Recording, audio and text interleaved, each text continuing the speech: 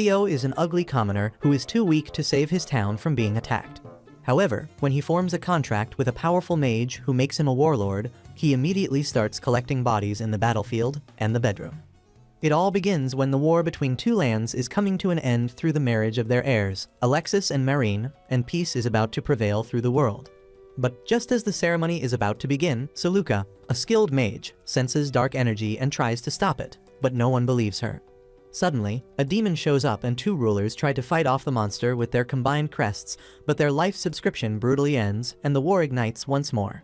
Sometime after the Great Hall tragedy, Saluka travels with Irvin, her friend's-on lapdog, to her new designation as accounts mage. However, they are stopped by creepy guards who want a feel of her honkers, so Saluka gets ready to defend herself. However, before anything goes down, Theo shows up to stop them. He tries diplomacy, but it flops worse than Katy Perry's new album, so he draws his sword instead, channeling his crest and cutting the soldiers down with impressive skill. After the dust settles, Saluka and Theo finally introduce themselves. She's curious about his crest, and he explains that he earned it by hunting demons. Saluka asks what he wants from that power, and Theo opens up about his homeland, Sistina, which is drowning in chaos, with demons running wild, people suffering under the tyranny of their lord. He wants to return one day, free his people, and restore peace. Saluka, intrigued by his braveness, decides to test him out. To prove he's worthy, she starts chanting and summons Tartarus, a towering chaos beast straight out of nightmares. Theo panics and wonders if the strange chick he met on the road is insane. She calmly explains that if he were to defeat this beast, absorb its chaos core, he'll level up into a full-blown knight. Strong enough to make mage contracts, Theo contemplates his life choices and then reluctantly gives in, telling her that he would haunt her if he got bodied. Making Saluka smile. The fight begins, and the two-headed mutt charges. Theo struggles at first, pushed to his limit by the beast's raw strength, but he holds his ground. After some cuts, dodges, and almost getting trampled, Theo finally pierces the creature's heart. The beast dissolves, and Theo collects the chaos core. His crest surges with power, and he's now officially a knight. Saluka immediately goes Tsundir mode and initiates the binding contract while making it seem like Theo was begging for it, formalizing their partnership with an arcane ritual. She thinks about they were not just a mage and lord, but rather a duo with shared values who could overthrow the cruel system. Meanwhile, far away in a castle, Lord Mest fumes as his retainer Satyrus warns him that attacking Saluka was a big mistake. When reminded that mages were vengeful and did not forget, he just brushed it off. That's when a soldier bursts in, shouting how a nobody named Theo is at their gates, demanding Mest surrender his crest and castle, making the old fart giggle, but then stops laughing when Theo, Saluka, and Irvin literally walk into his throne room like it's a brunch buffet. FBI, open up! His defenses were completely bypassed and his security proved to be absolutely useless. Satyrus turns traitor in front of everyone, siding with the three intruders, and finally, Mest panics. He lunges at Saluka with his sword for revenge, but Theo intercepts the blow, and Irvin appears like a shadow, with a blade pressed to Mest's throat. It was game over for him, so Mest chooses life over pride and hands over everything, including his crest, his castle, his title, and just like that, Theo goes from wandering nobody to lord of a domain. Mest scurries away on horseback, disgraced and broken, running home to his mommy. Satyrus pledges loyalty to Theo, offering experience and knowledge for his new role. After everything is done, Saluka outlines their next move and declares that Theo will align with the Union faction, which was a risky, aggressive strategy that could either elevate them fast or get them crushed. Theo accepts the ball-buster's words, because even if he doesn't live to see Sistina's freedom, he was willing to sacrifice his life trying. News of the loser knight with the tiny crest quickly spreads, and Lord David from a neighboring town gets word from his lackey Morno that Theo's been busy. Not only had the small fry clutched Lord Mest's crest and crib, but also joined the Union like some overachieving scout. Instead of panicking, David grins like a man ready to pick a fight for fun. He wants to flatten Theo and make an example, even if it means stepping on the toes of other local lords. Meanwhile, Theo's new castle is filled with what every ruler dreads more than dragons, which is paperwork. Saluka updates him on the territory, and how the three villages now officially acknowledge him as their new boss, no peasants revolting so far, and everything's going smoother than expected, until taxes come up. She reveals to him that the last lord was squeezing the villagers dry like medieval orange juice. This revelation knocks the wind out of Theo's idealism since he didn't sign up to be a landlord. He just wanted to help his struggling home village. Now, he's knee-deep in bureaucracy, ruling strangers, and questioning life choices. Saluka, ever the buzzkill with a handful of brain cells, calls him out. She says that leaving his home village might seem like abandonment, but it's the only way he'll get strong enough to help it in the future. Growth doesn't happen in the comfort zone, and neither does kingdom building. Theo gets clocked and eats the bitter truth and moves on. Saluka warns him, if he wants to succeed, he can't be a saint. Leadership means getting your hands dirty. And if he insists on being a goody two-shoes, she's not sticking around to watch the train wreck. Later, Saluka and Irvin have a private war room session about how Theo's shiny new domain was likely to attract enemies like flies to fresh bread. They need to guess who'll strike first. Irvin, who's been out sniffing for intel like a bloodhound in a trench coat, says it's definitely David. The guy has mercenaries, a money pipeline, and big villain energy. Saluka's not down to play the merc game since she wants loyalty, not paychecks with swords, so she sends Irvin back out for recon and decides to use her magic hotline instead. After a fancy summoning ritual, her cat familiar Sir Balgary materializes, fluffy, smug, and spoiled. Saluka scratches his ears like a queen rewarding her jester, then drops a mission on him. He was to deliver a message to Ashella, and while Balgary isn't thrilled, she bribes him with treats, and he vanishes faster than a peasant dodging taxes. Back at the castle, Theo gets nosy about why Saluka ditched her cushy assignment with Count Viller to serve him, and he lays it out. She tells him that she's not here to babysit power-hungry idiots, and that she wants to serve someone with actual ideals, someone like Lord Leon, the OG legend. If Theo keeps his morals intact as he rises, she's in it for the long haul. Later, night falls and David's troops are mobilized. 50 soldiers, 5 mercs, and Morno sharpening his wand like it's prom night. David tells him to watch out for Saluka since they go way back, but now it's business, and come morning, the siege begins. However, Saluka's expecting this, and she is prepped, telling Theo to stay put since she's got backup. And that backup, Ashella, crash lands into the scene with a bear hug like a chaos grenade. Upon hearing Theo is Saluka's boss, she cheerfully threatens to end him if he ever gets any freaky ideas about her bestie. After the introduction's done, Ashella gears up, picking out her weapons like someone choosing wine for a beheading. Then, David's army rolls up, and Saluka spots Morno using invisibility magic to spy. She responds by assigning her dream team. Irvin flanks right, Ashella takes the middle, and Saluka locks down the left with elemental death spells and lightning-based therapy. Soldiers get yeeted into earth walls. Others get knocked out with gentle bolts of unconsciousness. Everything's going great until Morno pops her with a sneak spell. He shows up, sword drawn, and demands her surrender, which proves to be a horrible play on his part. She blocks his attacks with abjuration spells like a magical bouncer at an exclusive club. Ashella, meanwhile, is doing freaky Ashella things. She chases down the enemy leader, Petter, pins him in place, and attempts to smooch him into submission. What? Petter panics and goes full martyr mode, trying to take her out with him, asking the soldiers to pierce through the two of them, but they get bodied and it fails miserably. He runs off traumatized with Ashella getting soggy in her panties over the twink. Meanwhile, Irvin, precise as ever, slices through his flank. David sends in Gluck, a brute with skin hard as steel, and Irvin tries stabbing him, but when he realizes it's useless, flings a knife straight into Gluck's eye. One eye open when I'm sleeping. Nearby, Saluka and Morno are still locked in their wizard battle when Theo shows up, insisting on fighting himself for his people, and goes full night mode. The two of them duel with their swords until Theo eats one scratch, but returns it with a solid slash to Morno's cheek, ending the fight. Irvin nearly clashes with David, until Theo drags Morno into view like a prized Pokémon and declares checkmate. David, seeing no way out, surrenders. That night, David officially pledges allegiance. He bends the knee, offers his crest, and joins Team Theo. As the crest is absorbed, Theo's title jumps from knight to baron. More power, more problems, but for now, he's winning and chilling. Later, an unexpected delegation arrives at Theo's castle, led by the airhead Priscilla of the Farnese house and her associates from the Order of the Crest.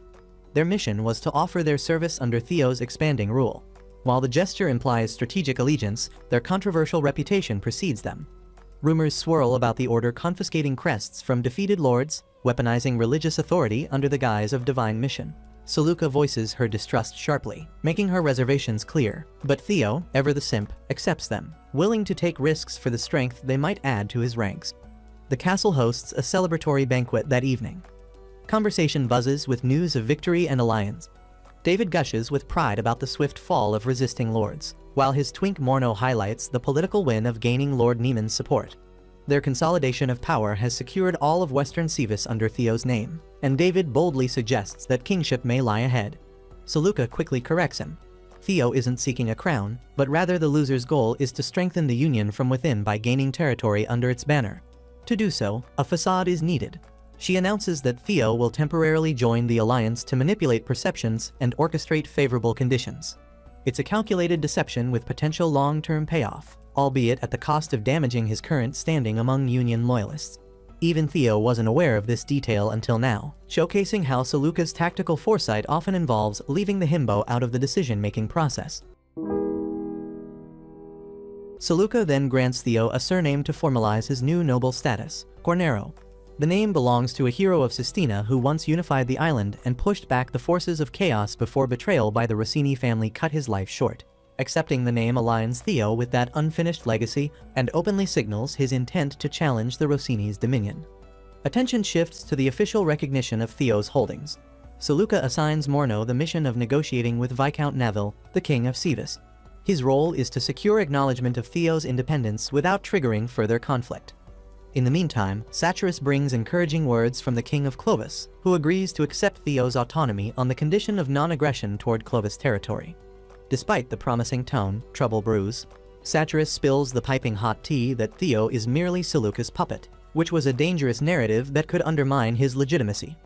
Before Saluka can address the implications and defend herself, Irvin appears with urgent news that a chaos hazard has broken out nearby.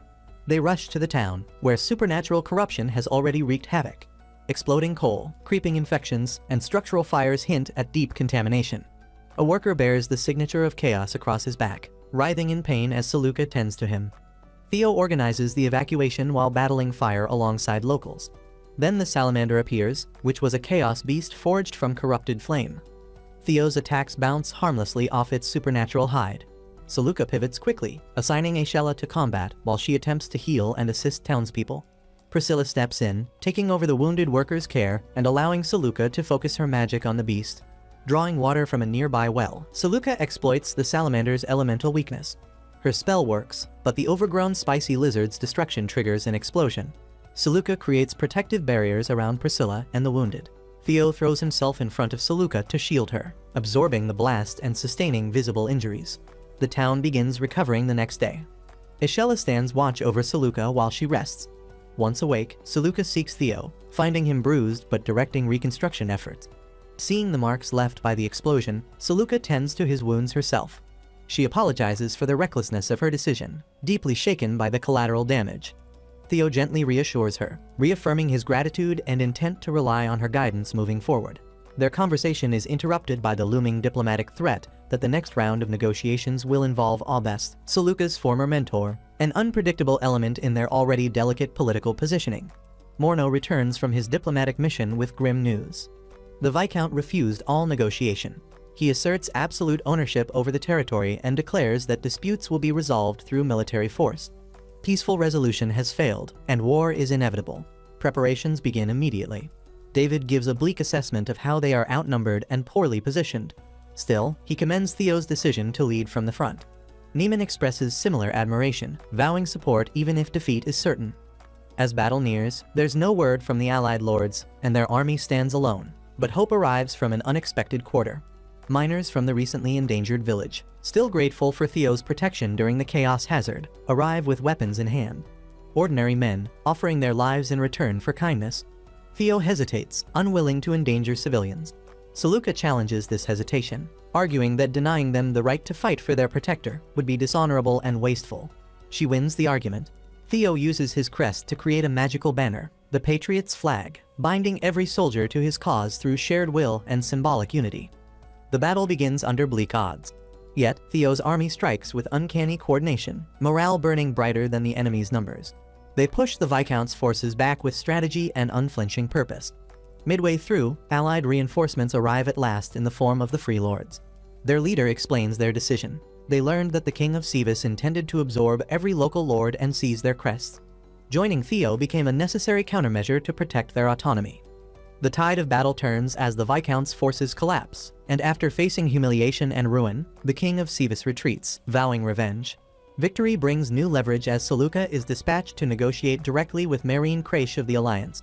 Marine listens, measuring the political value of adding Theo to her boy toy register. She doesn't commit, but she doesn't refuse either. The future of this potential alliance will depend on what Theo and Seleuca accomplish next. So, August is sitting there contemplating Theo's alliance proposal like he's deciding what to have for breakfast. Except this breakfast could literally start a civil war. The guy's doing mental gymnastics about how accepting Theo could trigger a domino effect of lords jumping ship, while rejecting him means Marine's gonna go full Yandir mode on Theo's territories. But the kicker was that when someone straight up asks August if he'd attack his own adopted daughter, the stone-cold daddy goes into a monologue about how family bonds are for peasants, and confirms he'd absolutely wreck Seleuca if politics demanded it. After some quality time deliberating and winning the Father of the Year award, August drops his verdict that nope, no dice. But not just any nope. He wants Theo to forfeit everything, give up his lands, his title, and basically crawl away into exile like a kicked dog. And if Theo doesn't comply, the prestigious Waldland Order of Knights plus King Savas's entire army are gonna bend him over and thrust their superiority into him. Seleuca was unaffected by the lethal daddy drama and simply told her old man that the next time they met would be on the battlefield. Let's go. The next day, Seleuca, Ashella, and Sir Balgary are bouncing in a carriage toward Viller Constance's place, desperately fishing for allies. Ashella is having a proper meltdown about their father basically disowning them for politics. She's also salty about having to beg Viller for help after previously thinking the guy was beneath Seleuca's standards and a plain horndog. However, they don't even get to meet Viller. Instead, they're shuffled off to Margaret, his busty contracted mage, who takes one look at their alliance proposal and goes absolutely not. After the diplomatic burn, delivered with style, back at Theo's castle, the scouts are bringing terrible news, that the Waldland Order and King Savas's forces are marching toward them like the world's angriest parade. The numbers are absolutely brutal, but hey, at least they've got castle walls and strategic choke points. After some impromptu, desperate battle planning, David gets the west gate because he's experienced and won't panic. Neiman takes the east gate to coordinate their limited archers, and Ashella gets the main gate to the south, which was where the enemy forces were going to hit the hardest. The strategy isn't to win because they knew deep down that's not happening. It's to hurt them enough that surrender terms might not involve everyone getting executed, which the idiot Seleuca considered a win. Soon, it is time for the big battle, and Seleuca notices the enemy forces look smaller than expected, which is either good news or terrible intelligence. Ashella's ordering archer volleys while Gluck's hurling boulders like the world's angriest catapult operator. Unfortunately, conventional tactics against superior numbers go about as well as the weakling plebs were expecting. When the main gate gets breached, Ashella does what any reasonable person would do, which is that she personally leads a countercharge into overwhelming enemy forces. It works at disrupting their advance, but Ashella pays the price by getting critically wounded and passing out in a pool of her own blood. Seleuca's having a minor breakdown watching her sister potentially die, but Priscilla swoops in with healing magic while Seleuca gets back to the fighting. Through sheer desperation and knowing their home terrain better than the invaders, Theo's forces somehow manage to hold the castle. But victory comes with a price as news of Neiman passing away while defending his position like a hero reaches them. Meanwhile, David has apparently vanished from his post. Before anyone can call him a coward, reports come in that he's actually engaged King Savas in single combat on a mountain road, and Morno watches in awe thinking about how David's got brass balls and a death wish. King Savas tries to retreat to open ground where his numbers advantage actually means something. But Gluck, Irvin, and some mystery archer start playing guerrilla warfare games with his forces. That is when things get spicy as David finally corners the king in direct combat and actually defeats him. The monarch is dead, the command structure collapses, and suddenly Theo's impossible situation just became winnable. With the king out of the way, ceasefire negotiations become possible. Theo's willing to give up his rank, abandon his territories, and hand everything to David in exchange for everyone not suffering horribly. While everyone claims that the conclusion was reasonable, August pisses all over their plan, and his response is that only Theo's demise would be enough to satisfy them. Everyone's rightfully pissed about this diplomatic middle finger, but Theo surprises everyone by being weirdly zen about the whole thing. Instead of raging, he's reflecting on how far they've come toward their dreams. Character growth in the middle of a war zone was his wannabe epic reveal. The next morning brings what looks like the final boss fight as August and Marine approach with a small but elite force, confident they're about to end this whole rebellion once and for all. But Seleuca remembers something crucial from her conversation with Margaret, about how Viller's refusal was qualified at that time, not a flat rejection. Everyone finds out the guy was playing 4D chess, while everyone else was playing checkers. Right on cue, Viller arrives with his full army and launches a surprise attack on Marine's forces, catching them completely off guard. The enemy retreats, and suddenly defeat becomes salvation through perfectly timed intervention. Even better news was that Ashella finally woke up from her injuries thanks to Priscilla's healing magic. The gang's back together, and they've somehow survived what should have been certain death. In the throne room, Irvin confirms Maureen's complete withdrawal while Count Viller makes his grand entrance. Saluka tries to apologize for previously judging him, but Viller waves it off like everything went according to his master plan. However, instead of claiming the crown for himself, Theo gags everyone and asks to become Viller's vassal. He's trading independence for protection, and Viller accepts because having competent subordinates is never a bad thing. Theo formally gives up his royal ambitions and hands his remaining authority to David, while Priscilla pledges to stick with him regardless of his reduced circumstances. Nearby at the Vampire King's castle, the king is having a delightfully tense chat with the werewolf queen. Just when things are getting spicy, Yana, descendant of the Black Witch and professional mood killer, crashes the party to tell the queen her diplomacy sucks. Outside, werewolf twins Emma and Luna are waiting for mom like good little doggy children, only to get an unexpected visit from Yana herself, which was never a good sign. Meanwhile, in much happier news, Theo's getting a major promotion at Altiac as Count Viller officially makes him a night guard. To him, it's like getting Employee of the Month, except with more political power and fewer pizza parties. Saluka introduces him to Viller's magical dream team: Laura the nerd, Helga the loud one, and Colleen, who's definitely sizing up the new loser. Margaret drops some intel that Prince Milza of Dartania is coming for a diplomatic visit, which means it's time to dust off the good silverware. Dinner with royalty goes about as well as they would expect. Everyone's arguing about imperial succession while Prince Milza gives Theo the stink eye, basically calling him a loser peasant who lacks the killer instinct for greatness. Theo would be left gagged at his unconventional way to make a guy feel welcome at the table. The conversation shifts to David's conquest of Savas, because even supernatural dinner parties need some military gossip. In the library, Theo's doing his honest work dusting books while Saluka dives into some light reading about the Demon Lord.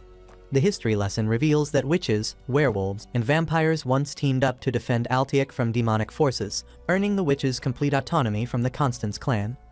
Theo's having a moment realizing how his humble homeland doesn't exactly measure up to demon-fighting territory. Laura interrupts study time to drag them to the throne room, where they meet Zelma the witch and get their first real mission from Count Viller, which was to investigate why werewolf hordes are mysteriously gathering near the Forest of Eternal Darkness. Speaking of the forest, werewolves are tracking Emma and Luna's scents when Yana shows up riding her broomstick like the world's most threatening Uber driver.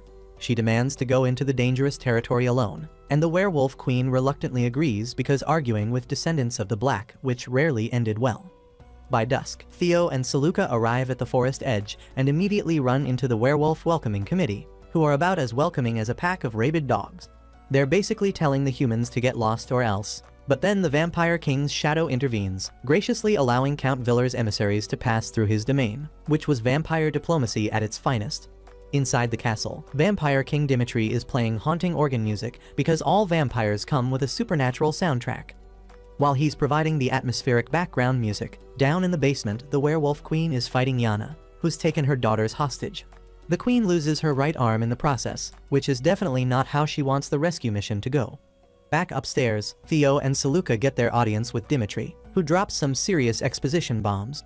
He reveals his master plan to restart the Dark Ages through ultimate chaos, because if the Grancrest fusion happens, it'll end the Twilight era and eliminate him.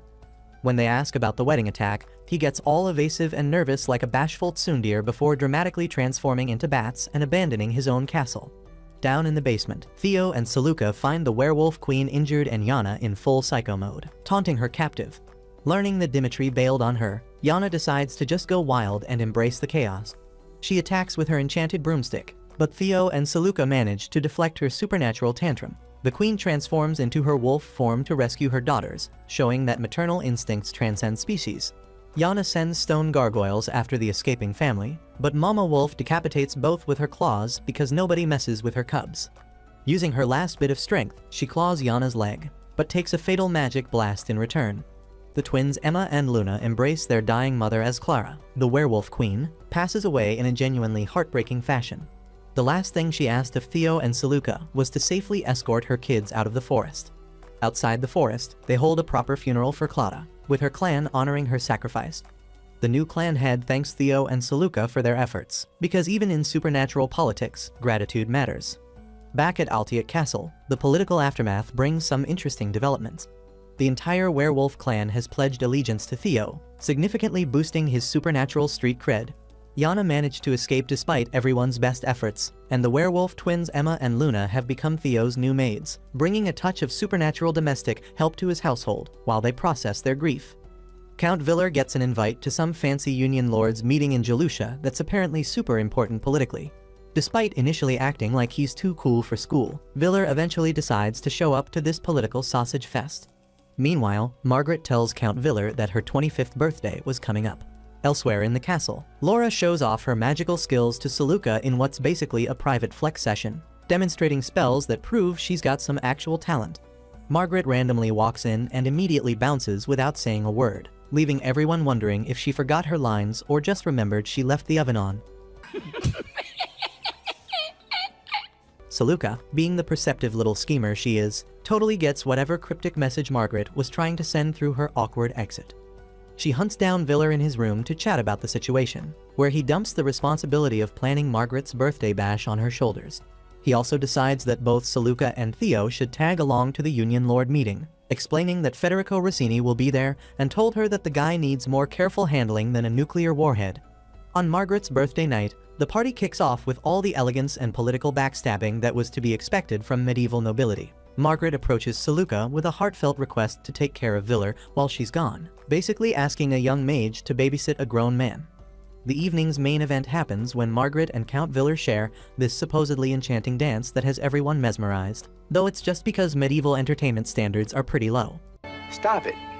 Get some help. Watching this amazing display of ballroom skills, Theo gets inspired and literally drags Saluka onto the dance floor against her will, creating an awkward moment that's about as smooth as sandpaper. After their train wreck of a dance ends, Prince Milza swaggers over with his usual arrogance and throws an insult at Theo that's meant to crush his spirit. However, Theo's brain works in mysterious ways, and he somehow takes the insult as a compliment, which clearly pisses off Prince Milza. The prince, now openly showing his distaste for Theo, challenges him to step outside for a formal duel, because conflict resolution through violence is still the preferred method here. Prince Milza wins the fight and uses his victory to lecture Theo about his lack of ambition, claiming he has no business dreaming about lordship when he can barely handle a sword. Theo fires back that he's got clear goals and acknowledges that plenty of people will become stepping stones on his path to success.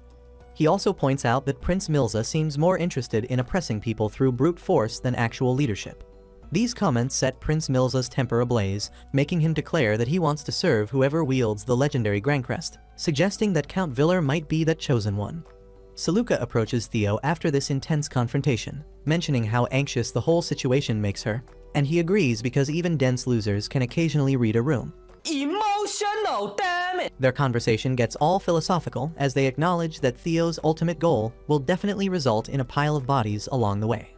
However, Saluka tries to make him feel better by noting his empathetic nature and his frustrating magical ability to make people want to follow him despite his questionable decision-making skills. When Theo directly asks if she'll stick with him on this potentially murderous journey, Saluka says yes without hesitation, proving her loyalty is either admirable or concerning. After the party wraps up and everyone goes home, Margaret and Viller have a private heart-to-heart in the Count's quarters, discussing both business and personal matters.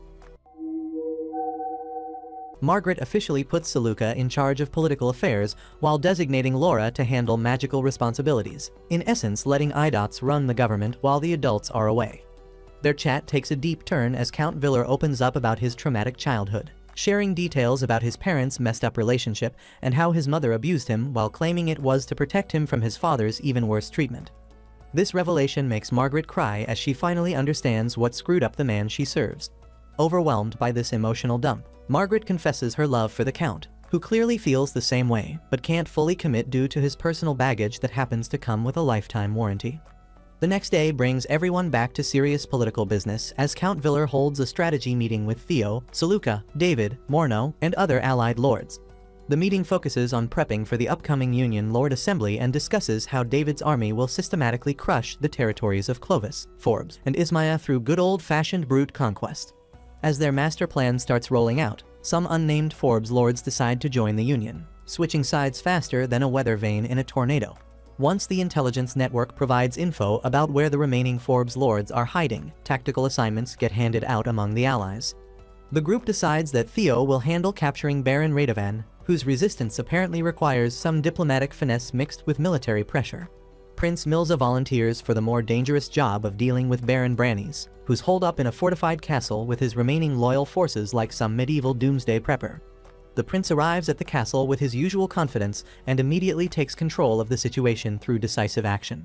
With the efficiency of a vintage pest exterminator, he eliminates all the lords who chose to resist the Union's authority, demonstrating the ruthless effectiveness that defines his approach to political problems and cementing his reputation as someone who solves disagreements with extreme prejudice.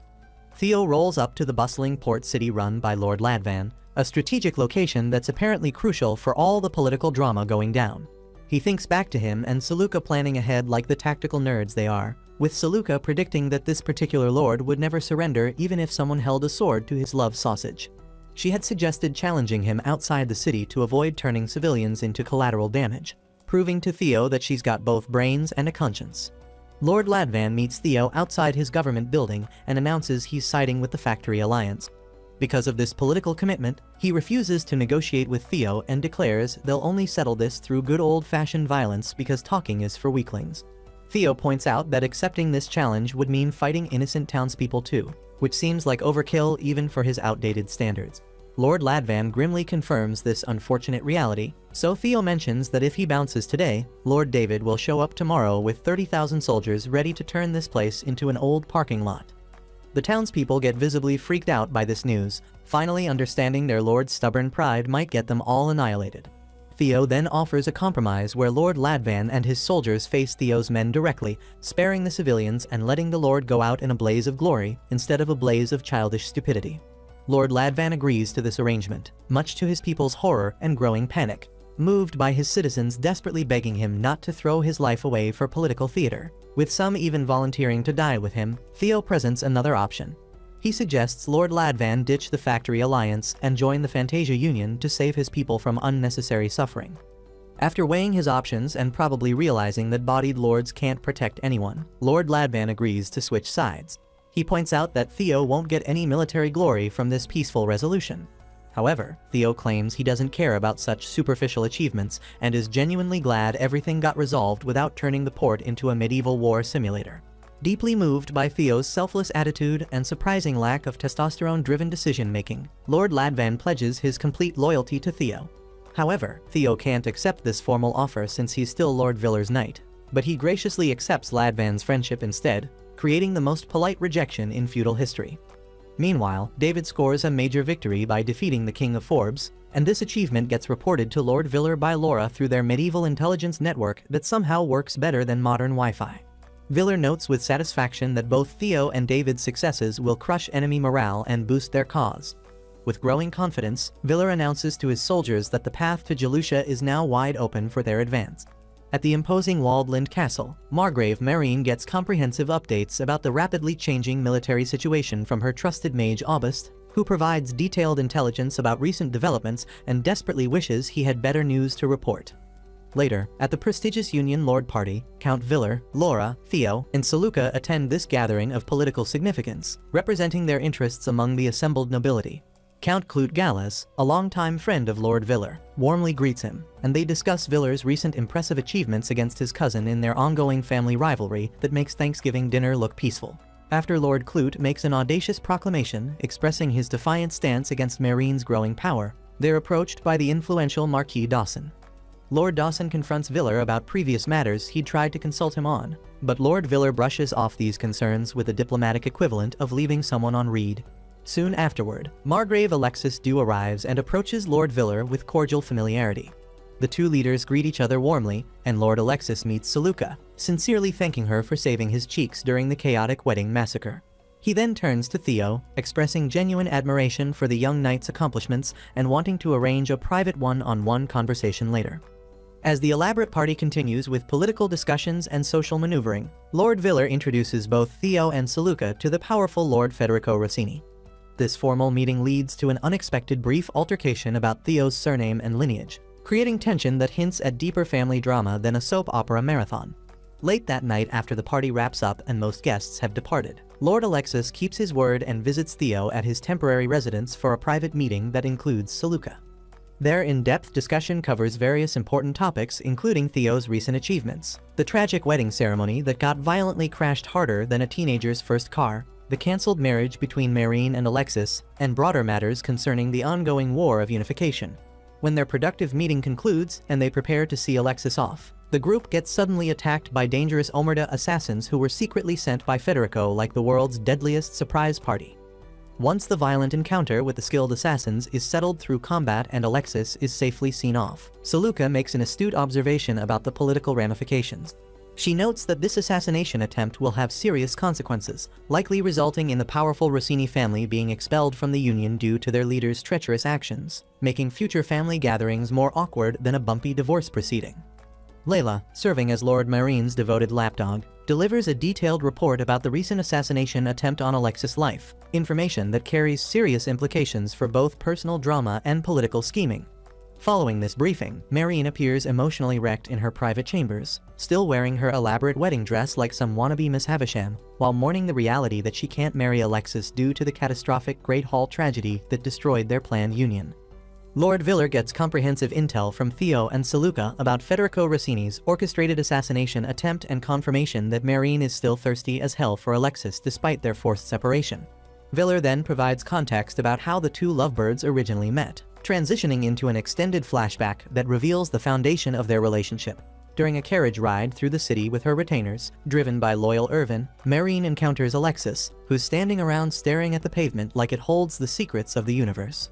Upon seeing the beautiful Marine, Alexis immediately declares his love for her, though she dismisses his proclamation as just another cheesy pickup line from a freaky nobleman with no riz.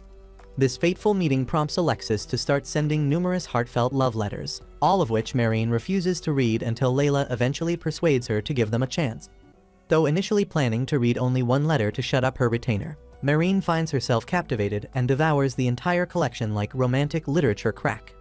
The final letter mentions a special gift, and the next morning, Marine discovers a magnificent rose display adorning her courtyard, demonstrating Alexis' romantic dedication and surprisingly decent landscaping skills.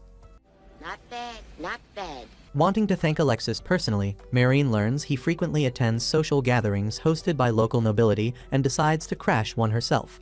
At the party, an altercation erupts between Marine and some young lord, prompting Alexis to intervene heroically, though he gets his behind knocked out during the confrontation like a medieval white knight. In a private recovery room, Alexis awakens to find Marine has remained at his bedside throughout his recuperation. Their subsequent conversation reveals mutual awareness of each other's noble backgrounds and family histories. When Alexis again confesses his feelings with genuine sincerity, Marine maintains her rejection despite growing affection, keeping her emotional walls up higher than her castle battlements. During what should have been a trip to Lord Darcy's manor, Marine instead finds herself at a location where children perform a beautiful song under Alexis conducting. This elaborate scheme was orchestrated by Layla, who could no longer bear witnessing her lord's emotional suffering that was more painful to watch than a public execution. After the performance concludes, Alexis pays each child a silver coin before engaging Marine in meaningful dialogue. Marine initially criticizes Alexis for his charitable generosity, questioning such acts, but he passionately defends his desire to help the less fortunate. His compelling argument finally breaks through Marine's defenses, melting her heart faster than armor in a forge, moving her to accept his marriage proposal. Returning to present events, Viller explains that while he typically opposes political marriages, he supported their union because it was founded on genuine love rather than strategic calculation. The critical Union Lords meeting convenes with Count Viller's recent actions becoming the central discussion topic.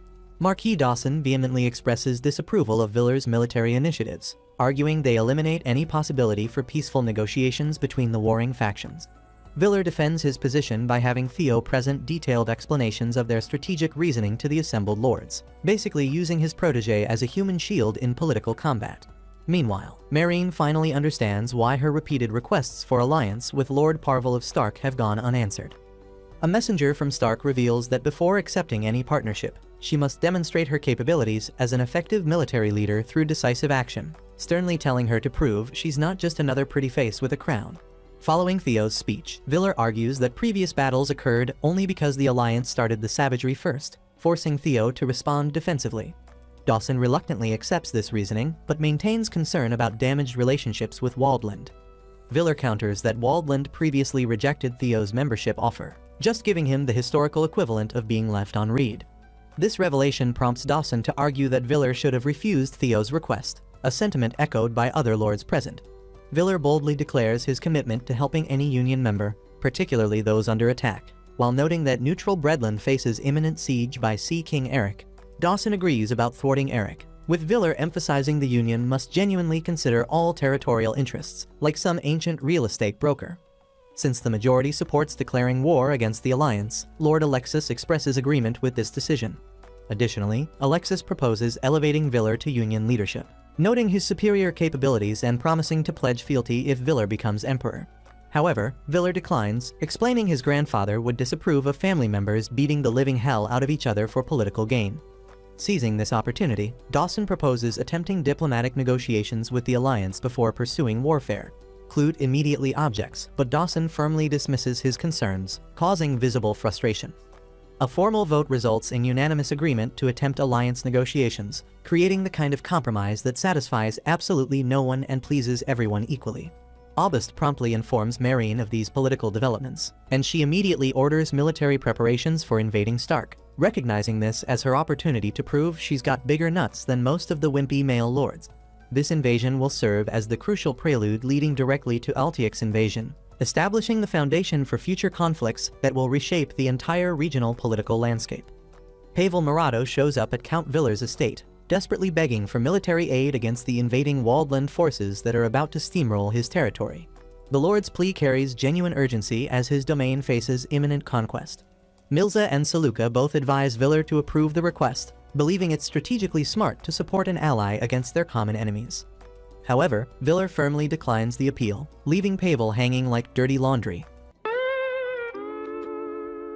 Viller's refusal stems from political calculations rather than military concerns.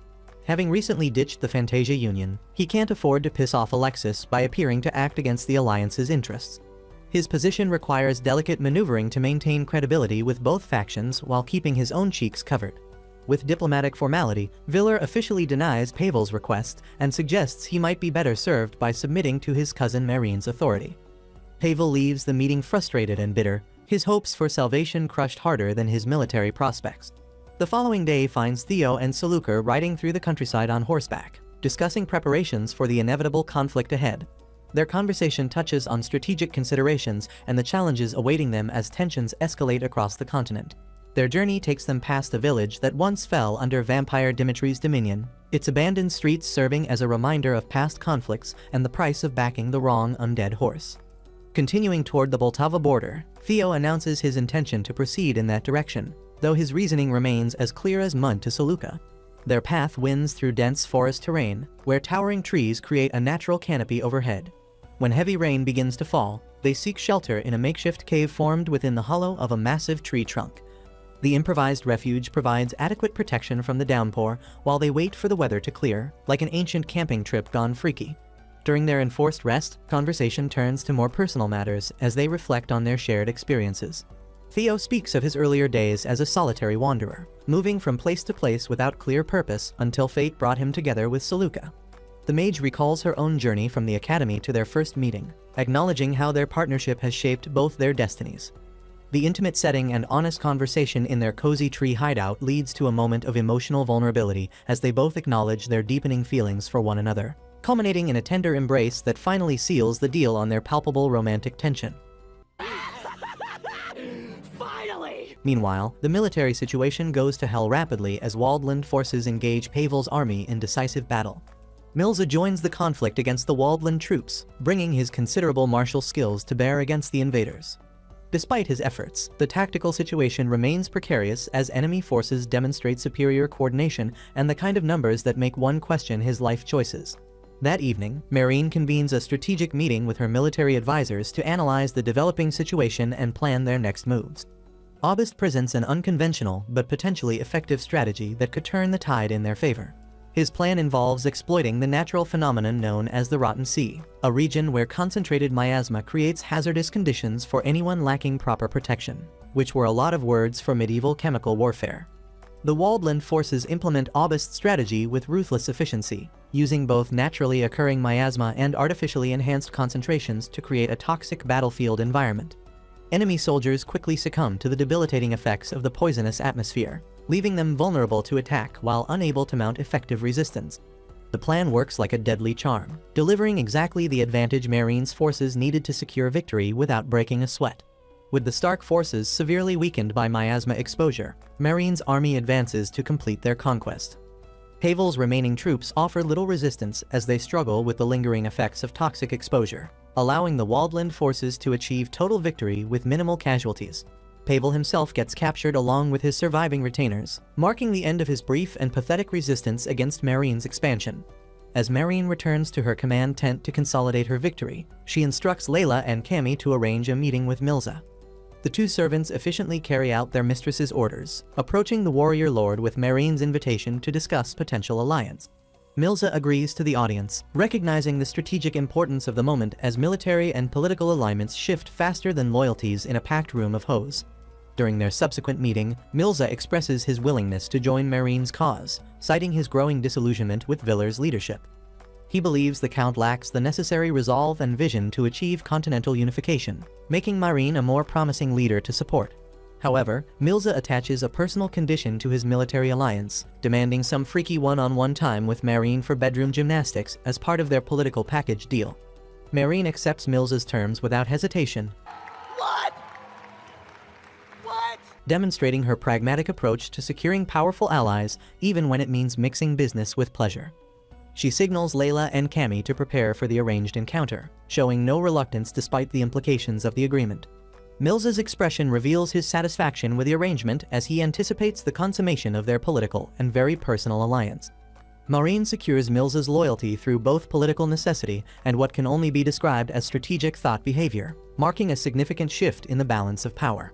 Her willingness to pay any price for victory demonstrates she'll literally do anything to win, while Milza's betrayal of Viller proves he's about as loyal as a horned-up guy with commitment issues. This development fundamentally screws over the strategic landscape as former allies become enemies faster than a reality TV show finale.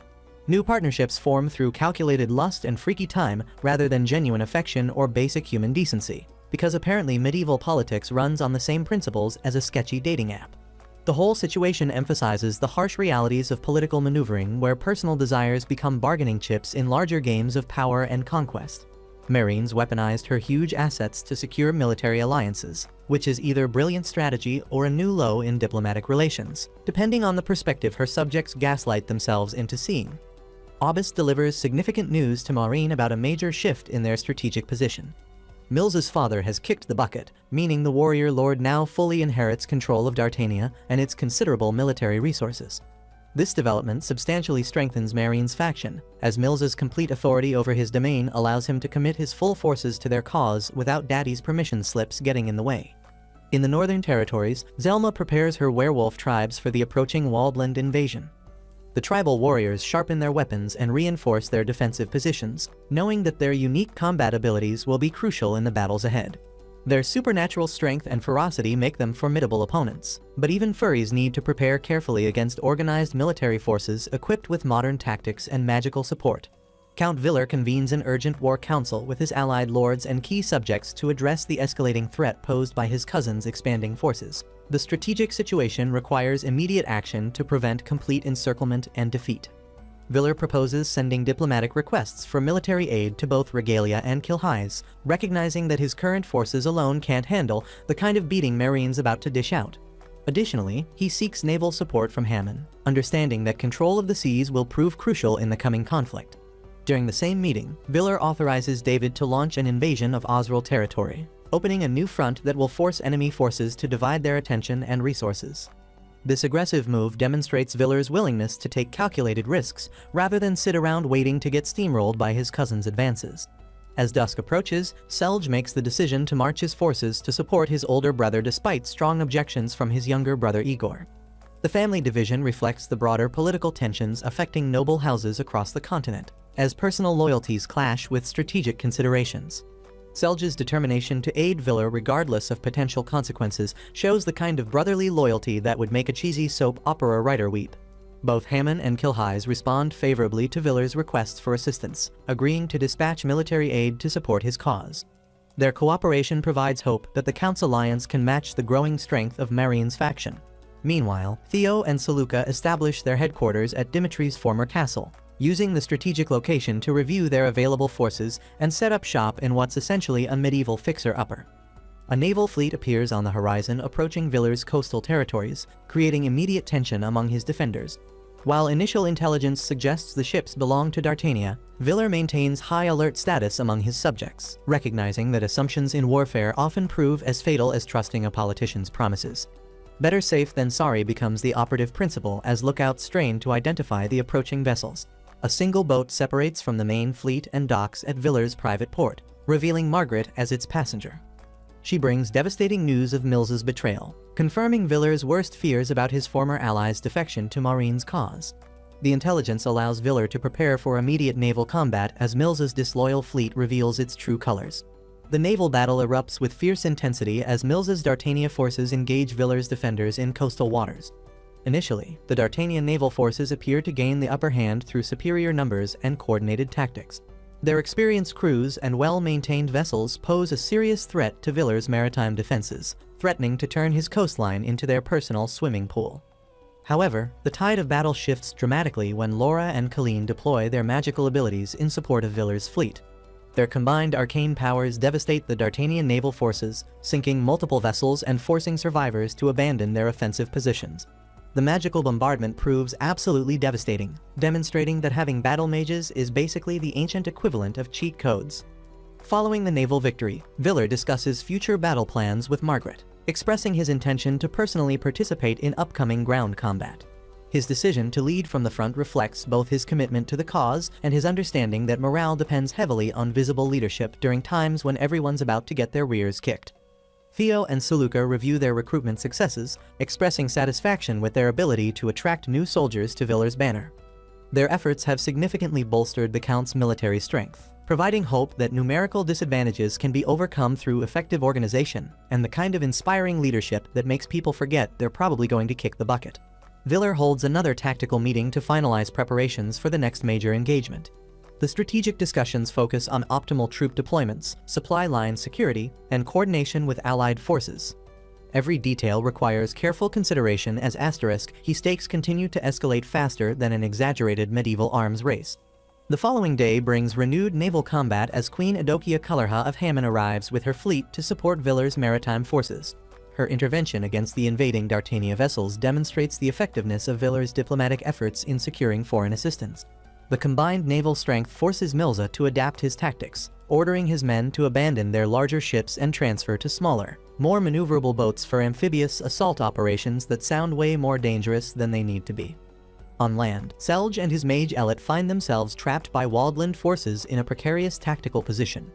Their situation appears desperate as enemy troops close in from multiple directions, threatening to turn them into medieval hamburger meat. However, Solon arrives with his forces at the crucial moment, launching a rescue operation that saves Selge and his retainers from certain defeat or capture. Maureen learns of Solon's intervention and immediately orders her forces to overwhelm his army in retaliation. Her troops respond with overwhelming force, decimating Solon's military units and killing the Lord himself in the process. The swift and brutal response sends a clear message that crossing Maureen results in the kind of consequences that make people reconsider their life choices. After the main narrative concludes, Laura provides Viller with updates on multiple front operations. David's forces have successfully driven the Osril forces to complete surrender, eliminating another potential threat to their flanks. Additionally, Theo has effectively neutralized the Bulza forces, cleaning house like a pro-exterminator. With these victories secured, Viller authorizes both David and Theo to launch attacks against surrounding enemy territories. The offensive operations represent a shift from defensive tactics to aggressive expansion, as Viller seeks to consolidate his position before Maureen can bring her full strength to bear and turn his remaining strongholds into makeshift gas stations. These actions demonstrate the fluid nature of medieval warfare, where naval battles, magical support, diplomatic alliances, and personal betrayals all play crucial roles in determining strategic outcomes. Each victory and defeat reshapes the political landscape as noble houses rise and fall based on their ability to adapt to rapidly changing circumstances that make the Elan and Trump online feud look stable by comparison. August shows up to give Maureen the latest war updates, probably while adjusting his glasses dramatically. Mills's Dartania crew finally linked up with the main Waldland army, creating one massive death ball that would make any RTS player jealous. Oh, and Ulrika's Nord fleet is sailing toward Castle Unicorn as if Viller hasn't suffered enough yet. Dawn breaks and here comes Ulrika's fleet, looking like they're about to deliver the world's most expensive pizza. Viller's remaining ships look pathetic in comparison. It's like bringing a rubber ducky to a battleship convention. The Nord formations are so disciplined, they probably have better organization than most people's sock drawers. Viller takes a good hard look at his situation and realizes he's more screwed than a cheap piece of IKEA furniture. His fleet got worked over harder than a gym membership in January, and now he's facing forces that could probably sink him by accident. But instead of running away like a smart person, Viller decides to go down with the ship because his dignity tastes better than living. Despite knowing he's about to get absolutely clapped, Viller sends word to his allied lords basically offering them to feel free and abandon him and save themselves. He tries hard to be the friend who tells everyone to leave the sinking party while he stays behind to clean up, in a noble but questionably intelligent way. Queen Adokia's mage is practically screaming at her to get out of Dodge before she becomes fish food. Even her magical advisor knows when to fold, which says something about how bad things have gotten. The queen finally agrees to dip, while muttering about how this wasn't in her royal job description. Back at Castle Unicorn, Viller's getting ready for his final boss fight with help from Margaret, his ex-mage who came back like a boomerang nobody threw. In what might be the worst-timed romantic confession in the world's history, the two finally admit they have the hots for each other right before everything goes to hell, because nothing says, "I love you" like imminent death. The Nord forces proceed to absolutely demolish the Hammond fleet like they're playing whack-a-mole with boats. Queen Adokia watches her flagship get turned into expensive driftwood and has a complete mental meltdown. Watching his people get turned into fish chum will be enough for that to transpire. Meanwhile, various lords are having a strategy meeting with Alexis, Dawson, and Clute that's about as productive as a chocolate teapot. Dawson wants to negotiate because he still believes in the power of friendship, while Clute thinks diplomacy is for people who don't own enough swords. These guys couldn't even agree on pizza toppings, let alone war strategy.